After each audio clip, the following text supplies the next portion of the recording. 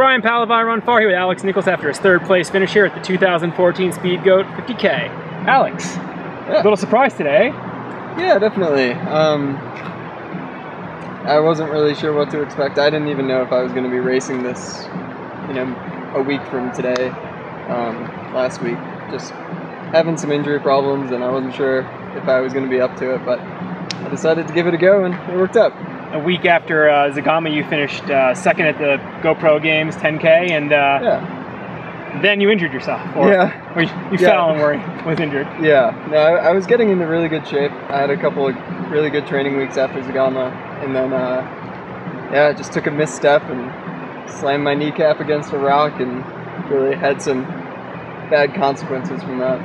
You said your quad bothered you after that, or? Yeah, the quad just sort of locked up, and I just couldn't run a step without really excruciating pain. Obviously that didn't necessarily affect you for the worst. You think you said you talked to Ricky Gates before the race, and yeah, he was just saying how, sometimes it's good to have a little break in the middle of the season, and it was really tough mentally to do that, to cross train and do all that stuff, but yeah, it seems like I've been able to come back pretty much where I was. Totally. Yeah. You had to miss the Skyrunning World Championships, but show up at Speedgoat and ran a good race. Yeah. But you were off the lead from go. Yeah, I mean, I wasn't going to try to get the preem for the top of the first climb.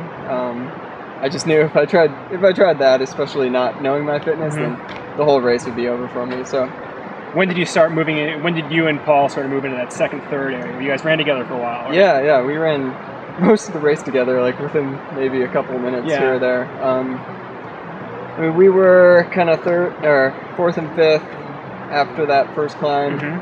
Downhill, we caught up to Mike Wolf, and then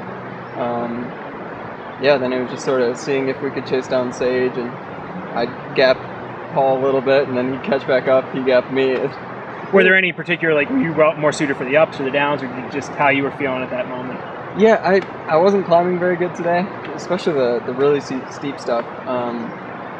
Paul was really good at that. Yeah. Because I built up a lead on the more runnable stuff, and then I could just see him coming the whole way, and it was inevitable that he was going to catch me, but yeah. So when did that final pass happen, when he moved into second? Right at the very last aid station. The last time through, 5 miles to go? Yeah, so one of the highest points in the course, and pretty much straight downhill from there. And you weren't able to hang on the descent? No, it's horrible to say, but I pretty much had given up hope of getting second at that point, because I was just trashed. It's a really hard course, so I was just hoping to hold on to third. How you feeling with that, mixing in ultras more these days? Are you feeling pretty good at that 50k distance? Yeah, no, this kind of race, it's really comparable to a Sky Marathon or something. There's not a huge difference. So yeah, it's not too difficult to step it up. Although this was a little bit longer than 50k as advertised. That was a little frustrating in the final descent. I was a little angry. Were you aware of the final extra climb Carl threw in this year? Yeah, but I didn't realize how steep it was going to be. It was one of those off trail, just run up through the woods there. And the heat was a little more than people probably expect you up here at 8,000 feet. Yeah, I was hoping for a nice cool day, maybe some rain they were predicting originally, but no, it's a Bluebird Utah day right here. Yeah, it was hot out there, especially near the end. What do you have coming up? I'm pretty sure I'm going to Sierra Zinal, August 10th, and then I'm going to try to kind of jump right back and run Pikes Peak Marathon. Just a week later? Yeah. I mean, it'll be a good rest week in between the two races.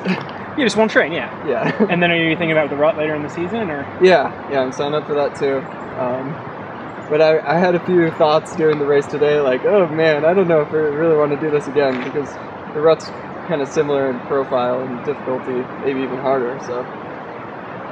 So there's all these hard aspects to it. What gets you out there then? What excites you about racing one of these super tough? I mean, it is. I'm a pretty competitive person. I like that aspect of it. And I've just found that, for whatever reason, I can hold my own on the steeper, harder courses better than like a flat 10K. Nice. Well, you seem to suit you pretty well here today, and congratulations on your 3rd place finish. Thank you.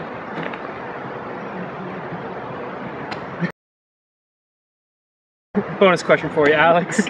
You, it was kind of cool. Like everybody before the race, not that it's a super hyped up environment, but even like Sage was doing, shaking out his hip, and Patrick Smythe is doing plyos or something. Yeah, I saw that. And you're just sitting on the bench. Yeah. Is that your approach to running? It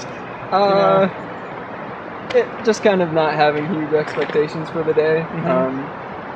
And it's 5.5 hours. Like, I can warm up for the first 30 minutes. It's not going to be the worst thing ever, especially not going for that first cream. So, yeah, I try to take it pretty laid back. They're such long races. So much can happen.